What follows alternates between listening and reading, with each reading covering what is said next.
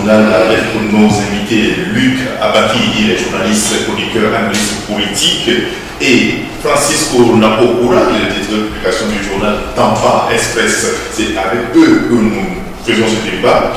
Nous allons aborder un sujet relatif au budget national. Nous avons avec nous ici un document, je pense que il y a certains qui l'auraient déjà vu. Document de programmation budgétaire et économique pluriannuelle. On se nomme DPPEP. Voilà, c'est ça. Dans ce document, il a, sur les 3 ans à venir, on a programmé le budget national avec les dépenses, les recettes, les ministères, les dotations des ministères et autres là. Oui, Francis, je pense que tu as jeté un coup d'œil dans ce document. Et quand on voit un peu ce qu'on a programmé pour les ministères aujourd'hui, on a l'impression qu'il y a c'est pas bien à l'horizon, parce que les dotations, les budgets. Oui. En fait, le budget du Togo est axé en termes de recettes, essentiellement sur 3 points. Il y a la recette fiscale et non fiscale. Il y a les recettes fiscales et non fiscales. Il y a les dons, disons, les emprunts pour venir compléter. Et face à cela, il y a les dépenses personnelles, les achats de biens et de services. Et ce que nous voyons, c'est que c'est toujours ce que nous avons toujours dit. Le budget de l'État togolais, c'est plutôt, disons, plus de la moitié. Ça vient des impôts ou des dons, c'est-à-dire de l'OTR. Lorsque nous prenons les recettes non fiscales, ça diminue. C'est-à-dire qu'on a quitté, disons, 60 milliards en décembre. Aujourd'hui, on est jusqu'à fin 2025, on a, je crois, 8 milliards comme recette non fiscale. C'est-à-dire que vous prenez tout ce qui est société d'État, OTP, je sais pas plus, SLPT, bon, tout ce qui nous reste, comme bijoux de famille, c'est effectivement qui a l'habitude de dire bijoux de famille. Je vous dis que c'est quand même milliards. Ça veut dire que le document m'a bien précisé que la diminution est liée au fait qu'on a privatisé, sinon on a vendu pratiquement toutes les sociétés du cas. Donc la dernière, c'est Sotoco et l'IFA, en plus la BTC. Et puis ce qui est paradoxal dans ce document, on dit qu'aujourd'hui l'État togolais veut créer une banque d'investissement. Une banque d'investissement au moment où on a liquidé pratiquement toutes les banques du Togo. Et beaucoup d'économistes criaient depuis que même le commun des Togolais, tout le monde disait pourquoi on vend toutes les banques, et peut-être pas pour 2025. On nous dit que l'État togolais veut créer une banque d'investissement. C'est-à-dire que c'est très paradoxal. Je pense qu'il y a un ministère pour ça. Ministère de l'investissement, voilà, dans la promotion. Maspa, Nivedor. Donc, vous voyez, et quand vous prenez tout le document, vous sentez que même, comme on le dit, l'investissement productif n'existe pas.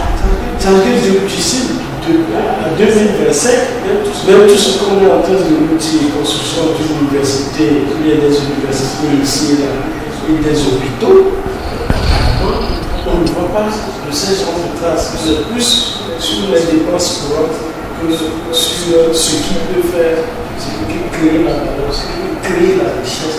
la richesse ne peut être développée par la production. Merci beaucoup, Francis. Oui, quand on regarde sous le document, Francis, c'est Francis a terminé ses propos, on n'a pas l'impression que l'État, même produit cette richesse-là, de l'argent subventionné, la construction des hôpitaux, des écoles, des centres de santé, etc. On poursuit les emprunts, comme tu l'as dit tout à l'heure. Bon, alors, d'une part, j'ai parcouru un peu le document en vrac très rapidement. J'ai compris que l'on est parti d'une étude, d'un état des lieux sur la situation de l'économie mondiale, la situation évolutive de notre économie de 2019 à 2021, et à partir de là, on a fait des projections sur les 3 années à venir, et on constate effectivement qu'en tout cas en termes de prévision budgétaire, la courbe est montante. Et on se dit, bon, mais nos recettes pourront évoluer entre 6,8, 7%, etc. jusqu'en 2025 et tout. Et sur la base donc de ces prévisions-là, on a prévu un certain nombre d'actions. Sur le principe, moi je suis de ceux qui pensent qu'il faut effectivement planifier. On ne peut pas naviguer à vue sans avoir un canevas, une trajectoire qui permettent de voir où est-ce qu'on est en train d'aller. Donc, le fait que le gouvernement ait eu cette idée de mettre en place, je crois que c'est quand même c'est une directive de l'UEMOA, il me semble-t-il, est quand même à saluer. Maintenant, dans le contenu, c'est vrai que l'État ne peut pas rêver. Il ne peut que partir des éléments factuels, réels, pour pouvoir envisager de façon prudente ces prévisions, avec même cette marge que rien de décisif ne vienne encore percuter ces prévisions, comme Covid l'a fait, comme la grève de la guerre d'Ukraine est en train de le faire, etc., de perturber tout ça. Okay, tant mieux.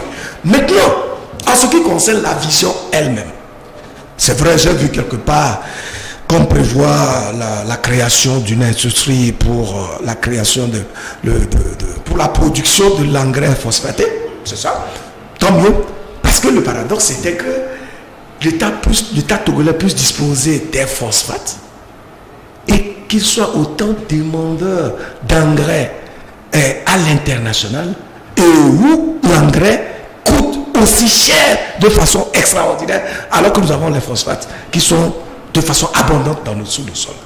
Donc il y avait un problème de cohérence. Maintenant qu'on projette cela, c'est tant mieux.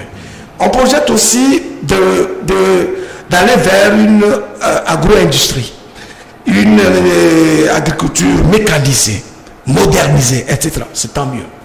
Sauf que quand je lisais le document, cela m'a renvoyé au 20+ du président de la République en 2005. Et je me suis dit, nous étions de ceux-là qui rêvaient en 2005 que le Togo sera sauvé, connaîtra une métamorphose profonde au bout de 5 ans de gouvernance. Malheureusement, nous sommes aujourd'hui à 17 ans. Et quand on prend les 20+ en question et on fait le point, le trou est large et profond. Je crains que les prévisions là, qui sont d'ailleurs à minima, je pense que Napo venait de le dire, parce que les ambitions qui sont exprimées là-bas ne sont pas des ambitions extraordinaires qui nous feraient comprendre que d'ici 2025, le Togo connaîtrait un nouveau visage en termes d'investissement, en termes de création de richesses, en termes d'épanouissement de la population, en termes de dynamique économique remarquable. En plus de cela, avec toute l'expérience que nous avons, des vœux pieux qui ont été exprimés, des éléphants blancs qui ont été construits, des promesses non tenues, nous avons des raisons d'attendre et de voir au bout du compte c'est quoi. Au bout de 2025, nous aurons finalement comme résultat, quand bien même ces prévisions-là ne semblent pas ambitieuses pour l'instant. Voilà ce que je peux dire. Quand nous prenons la structure des dettes, nous voyons je pense ce qui est déjà passé. En 2019, nous avons pris pour le trésor 1,120 milliard. En 2020, 1,323 milliard. En 2021, disons 21, 1 milliard 524. D'accord? Et quand vous prenez le service de la dette, qui dépasse parfois, disons 100 milliards, c'est-à-dire qui dépasse presque le double de ce que nos entreprises même produisent. D'accord? Vous avez l'impression que chaque année, c'est qu'on prend des dettes de nouveaux titres en liquide pour financer les anciens. D'accord? Ça veut payer les dettes. Donc ça peut être payé. Voilà. Parce que, et on ne voit pas vraiment les réalisations qui suivent. Mais je vous dis que depuis la semaine dernière, le mois a augmenté, n'est-ce pas, le taux d'intérêt de 0,25 points. D'accord? Ça veut dire que quoi? Ça veut dire que le mois, l'assise qui a été donné au cours depuis l'apparition de la Covid, le mois s'est rendu compte que l'argent qu'elle avait mis à la disposition des banques pour financer l'économie, cet argent s'est retrouvé dans les caisses de l'État, c'est-à-dire pas des titres de trésor. Parce que les banques sont des banques commerciales aussi. Les banques n'ont pas, disons, ne sont pas habilitées à financer les États. Paradoxalement, c'est ce qui avait même été un des problèmes au moment où la coopération sur le Mali a été sanctionnée, parce que le Mali devait beaucoup de banques, dont le Togo, je crois, le Mali, l'État malien devait plus de 150 milliards de francs CFA aux banques Togo. Imaginez ces banques qui ont à peine 10 milliards d'excédents bruts, pas de bénéfices, excédents bruts, après ils font le charge.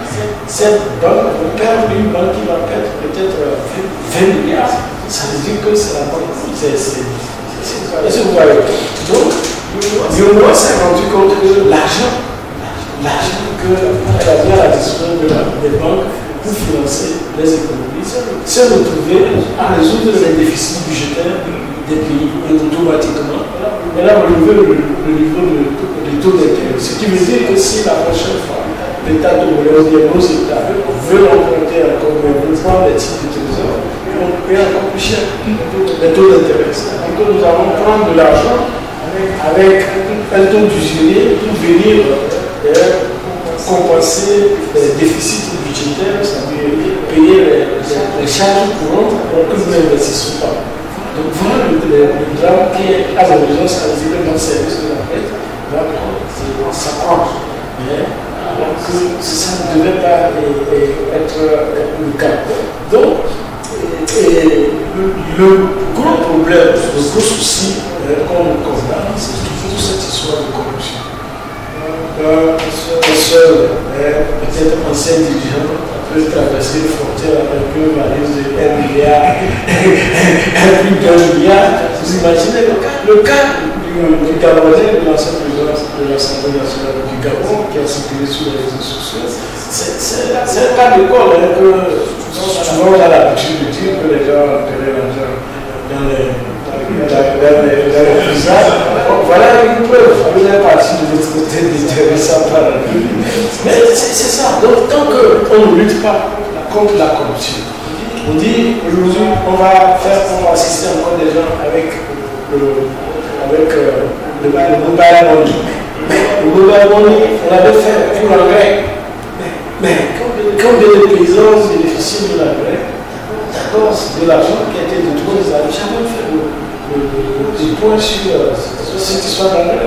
Novici, on était ici quand le Covid, on a parlé de Novici en quelques semaines, on était à 2 milliards. 11 milliards. 11 milliards. Est-ce que vous voyez? Jusqu'à ce jour, personne n'a fait l'état de lieu. Comment, alors qu'on a eu des soupçons qui ont circulé sur les réseaux. Donc, imaginez si les choses vont continuer ainsi. Donc, comme on l'a dit, on n'a pas de ressources. Le chef de l'État, par sa magnanimité, a fait sortir encore plus de 22 milliards. Et que ces 22 milliards vont se retrouver dans les poches de certaines personnes par le biais du collectif budgétaire. Vous voyez que le pays ne peut jamais avancer. Donc, lui qui l'a dit, nous allons aller emprunter partout. Même faire endetter le pays par les constructeurs de routes, les constructeurs de la route, après on va vous payer. Parce que c'est aussi des dettes qui ne sont pas souvent capitalisées. Par exemple, le travail que le MAF certainement est en train de faire là-bas, sûrement que c'est pour l'instant hors budget. Peut-être certains que ça va nous arriver comme dette à incorporer après. Donc, voilà comment les choses vont et qu'il faut croire que peut-être c'est nous qui nous voyons peut-être mal, visionnaire, ça peut le pays en train d'avancer, qui sont pris au bas à force pour d'abord, quand on voit ce document, il y a quelqu'un qui est prévu pour ça, pour les 10 mesures. Aujourd'hui, on se demande ce qui est préparé pour 2023-2025. On se demande aussi où est-ce que le gouvernement, le chef de l'État, le gouvernement pour faire ceci, étant donné qu'il n'était pas allé devant les députés pour déclarer ces déclarations. Donc, c'est parce qu'après.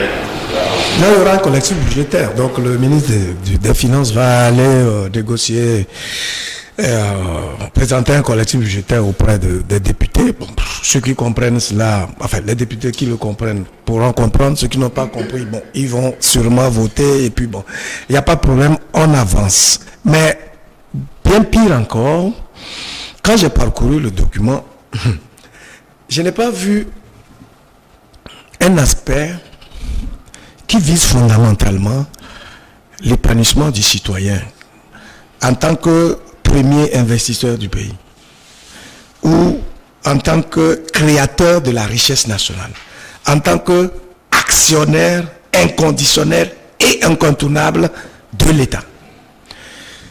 Et c'est ça qui sera le problème, parce que lorsque nos dirigeants à chaque fois font leurs prévisions et donnent le sentiment que c'est eux qui créent la richesse, qui mettent à la disposition de la population, ça fausse toute la donne. Parce que si le dirigeant inscrit dans son esprit que sans le labeur du citoyen, sans le travail efficace, efficient et rentable du citoyen, je n'aurai pas de richesse, sa priorité devra alors être l'investissement dans l'humain. Est-ce que vous voyez? Parce que plus l'individu est épanoui, comme je l'ai démontré par le passé, mieux il contribue à la création de la richesse nationale. Donc, si on n'inscrit pas le principe du respect fondamental de la vie humaine, des droits de l'être humain et le respect de sa vocation en tant qu'être humain, donc contributeur de la création de la richesse nationale, tout ce qui est prévu ne va pas prospérer. Je l'ai dit par le passé. Sûrement que le président de la République a la volonté. Ça, j'en suis convaincu, parce que je ne vois pas un dirigeant qui serait heureux de voir son peuple malheureux. Je ne vois pas un dirigeant qui serait aussi mal intentionné que par cynisme et par sadisme, il maintient son peuple dans la précarité. Je ne crois pas qu'il puisse même exister un être humain de cette nature-là. Tous les dirigeants ont la volonté de faire quelque chose qui puisse les inscrire dans les annales de l'histoire de leur peuple. Sauf que entre la volonté et la capacité à manifester cette volonté, la différence est très grande. Et c'est là où se trouve le débat. La capacité du dirigeant à faire des œuvres merveilleuses dépend fondamentalement de sa rigueur vis-à-vis des acteurs avec lesquels il travaille. De sa rigueur par rapport à la mise en œuvre de la loi. De sa rigueur par rapport à la culture, des vertus, des atouts, des éléments endogènes qui permettent la création d'une société ou la régulation d'une fausse société. Si on a toujours des failles par rapport à tout ce qui se passe là, c'est-à-dire par rapport à cet indispensable entretien de la vie sociale, de l'harmonie sociale, de l'inclusion sociale, Parce que oui, c'est vrai, il y a beaucoup de proclamations à ce propos. Mais dans les faits, on constate qu'en fait, les gens considèrent un poste de direction, un poste ministériel ou un poste de pouvoir comme une fin en soi. Au point où ils ne comprennent pas que c'est en composant avec même le plus petit de la société qu'on fait grandir la société elle-même dans son ensemble. Donc toutes les prévisions là sont peut-être intéressantes sur le papier, en termes d'idées, en termes de vision, etc. Mais c'est le résultat qui en réalité compte pour le citoyen. Donc si, après avoir excité les gens avec des idées lumineuses, au bout du compte, vous n'avez pas de résultat, votre crédibilité est remise en cause tout de suite. Voilà pourquoi j'estime que la parole présidentielle, par exemple, doit être une parole d'évangile. C'est-à-dire que, avant que le président de la République ne sorte ou ne fasse parler quelqu'un, il faut que tous les contours du sujet aient été maîtrisés. De sorte qu'à la suite de la parole, qui est l'acte. À partir de ce moment-là, nous suivons. Nous savons alors la vision qui veut être imprimée et nous savons, ou alors on nous rappelle notre part de contribution dans la matérialisation d'une telle vision. Si ce n'est pas le cas, je vous le dis, si les gouvernants ne comprennent pas qu'il faut cultiver forcément la complicité avec la population à la base, toutes les prévisions qui seront là, qui vont être initiées de haut, auront du mal à prospérer. Parce que c'est la population qui porte toute la vision d'un président, ou d'un dirigeant, ou d'un ministre. Donc, lorsque vous êtes ministre dans un département, votre première action doit être de créer la complicité entre vous et tous les acteurs de votre département. C'est de là que viendra vos résultats. Si ce n'est pas le cas, et vous pensez qu'il faut plutôt taillonner tout le monde, créer la division, diviser pour régner et tout, vous allez sûrement vaincre de façon circonstancielle, mais vous n'aurez jamais vaincu. Et vous n'allez jamais convaincre.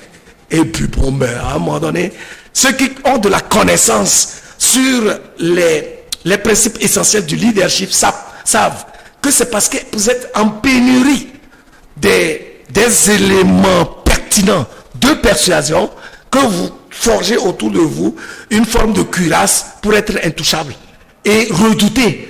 Or, quand on vous redoute, quand vous avez un dirigeant que vous redoutez, quand vous êtes devant lui, vous ne révélez pas vos convictions.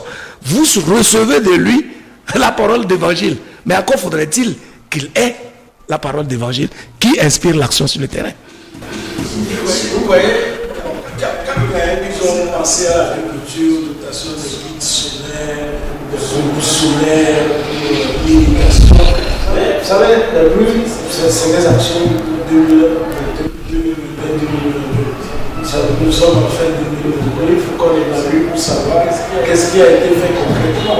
Mais les informations qui nous arrivent de l'intérieur, c'est que les gens disent qu'il y a des gens qui viennent, ONG et autres, avec des craneurs, des choses, comme on a dit, des souchets, les terres, mais on leur impose la culture du soja et du maïs. Et c'est le soja qui est chaud. D'accord? Qui dit production du soja, c'est au détriment. Par exemple, si vous venez imposer ça chez Moabassa, les gens produisent déjà le soja. On disait déjà le soja. Si vous voulez imposer ça encore comme culture, ça veut dire que l'année prochaine, vous n'aurez plus les imams. Ah oui, on n'aura plus les imams comme il se doit. D'accord? Et on dit approvisionnement 70 000 tonnes, par exemple, de la plateforme d'Atletico. La plateforme d'Atletico est devenue, comment on l'appelle-t-on, je ne sais pas la vitrine de l'économie. De tout, c'est-à-dire toutes ces plateformes d'Atletico. Plateforme d'Atletico, la partie cotonnière pouvait s'arrêter à Dacha comme avant. Ça n'avait pas fait se déplacer encore les gens sur Lomé. Parce que l'exode rural, ça continue massivement. Donc, maintenant, c'est la Éthiopie qui sera la zone de saturation avec tout son cortège. Vous voyez. Donc, comme on attend, à la fin de l'année, certainement, on fera un rapport. Qui va vous faire le rapport? Et où? Bon, il dit comme ça.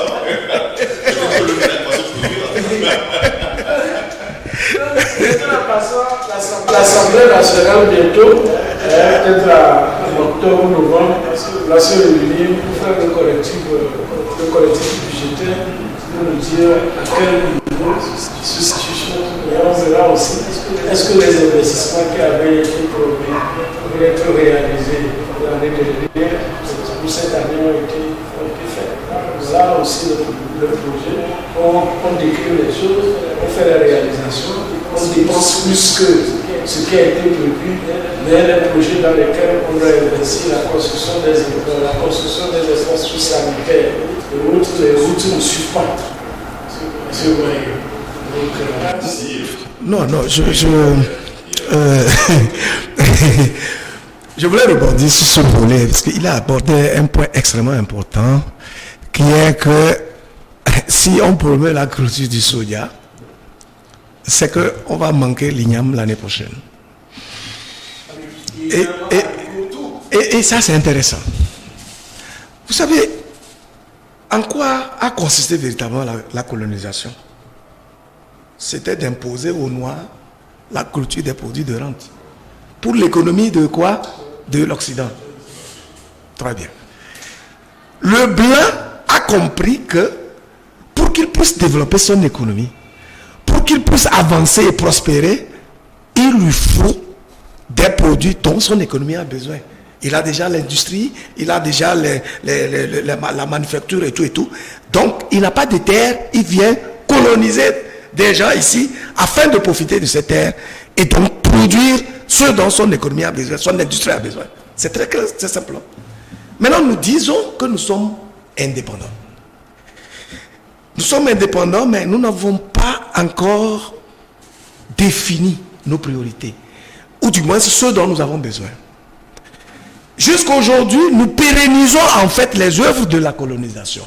Puisque si l'État lui-même est prêt à s'engager dans la culture des produits de rente, alors que nous n'avons pas des industries de transformation de ces produits-là pour les obtenir en produits finis, alors que nous avons un problème de pitance pour la survie même de nos populations, c'est qu'on a renversé le sens des choses. Il y a une incohérence. L'État visionnaire devait pouvoir commencer par ce qui permet de nourrir la population dans son ensemble. Nous importons à coût de dizaines de milliards le riz et tous ces revenus chaque année. Nous importons aussi le maïs, ou du moins sur le Japon, la Chine, tout ça nous donne du maïs ici. Alors, finalement, de quoi avons-nous besoin? Je pense qu'il faut commencer par le commencement, comme on dit. Regardons notre environnement, posons le diagnostic sur nos besoins de base. Est-ce que nous sommes en mesure d'assouvir d'abord nos besoins? Pourquoi on est pressé de se développer? C'est parce qu'on est pressé qu'au bout du compte, on n'arrive à aucun résultat. Allons de façon progressive. À partir de l'instant où le Togo sera capable de produire par lui-même le riz, ne serait-ce que le riz, le maïs, pour nourrir suffisamment sa population et être en mesure de l'exporter vers le Burkina, le Niger, le Mali, le Bénin, il peut se dire qu'il est sur la bonne voie.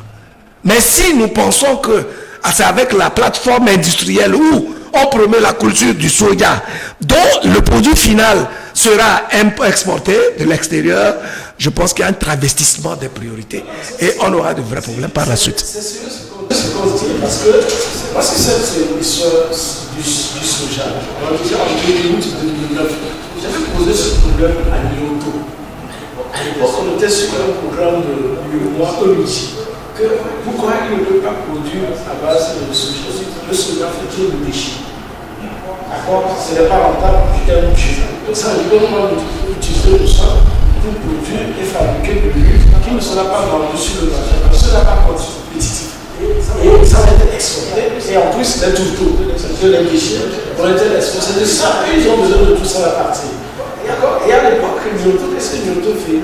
Nyoto importe de l'huile semi-raffinée de l'Asie et qui vient raffiner et mettre dans les bidons. C'est plus rentable pour eux que de faire de l'huile d'arachide. Et depuis à l'époque, donc on est en train de nous entraîner. Et je vous dis, j'ajoute que même l'usine textile du Dacia, qui est des années 70, l'usine textile du Dacia importait également de la fibre de coton. pour fabriquer ces pailles et tissus. Ça veut dire que la production même nationale n'était pas suffisante. Ce n'est pas aujourd'hui où la production a baissé. Ça veut dire que quoi? On est là. Les gens qui vont faire le textile ici, on ne produit pas tous les intrants, pratiquement, viennent toujours de l'extérieur. Donc, on est en train de rien faire encore. Donc, on tourne en rond en parlant de cette histoire d'additifs. Ils ont déjà levé leur milliard, ça fait 5 milliards. Ils vont faire les investissements comme Puma l'a fait. Ils vont faire des investissements comme d'autres structures. D'accord? Le reste est déjà rapatrié.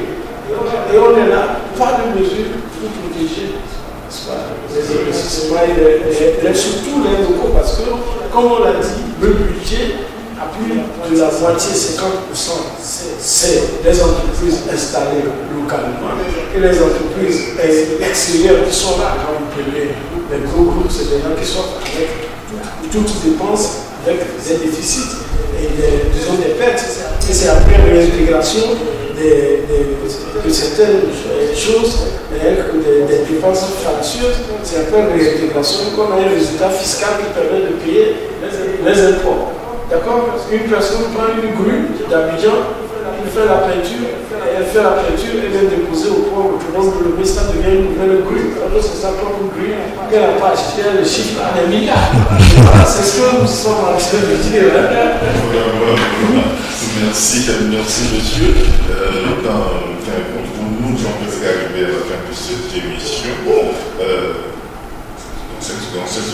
Oui, je pense qu'on a déjà conclu. Il faut que le gouvernement commence à comprendre que c'est un droit fondamental pour les citoyens d'accéder à la richesse.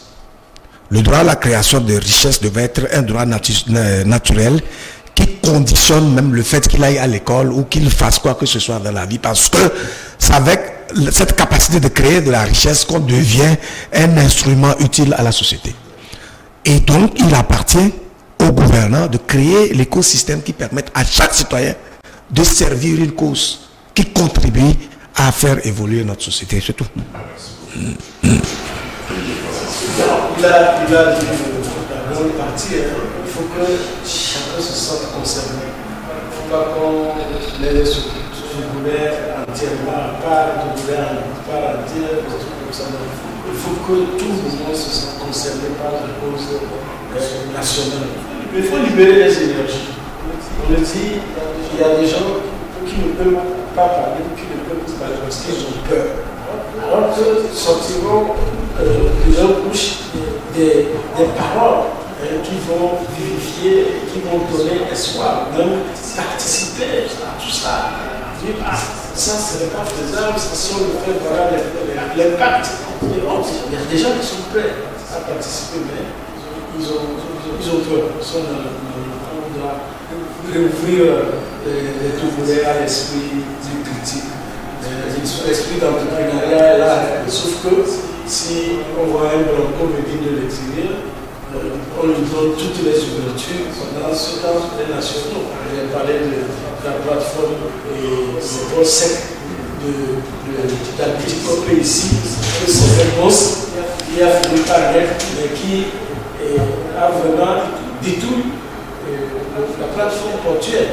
Aujourd'hui, pratiquement toutes les sociétés qui étaient au départ et qui sont obligées, comme par exemple CMA, CGM, la ligne maritime CMA, la ligne maritime Bolloré, Grimandi, tous qui se sont désolidarisés aujourd'hui du port sec de Pia. Aujourd'hui, ceux qui ont initié, c'est-à-dire la société Maïs et son actionnaire principal, Alice, c'est eux ceux qui envoient encore leur conteneur là-bas.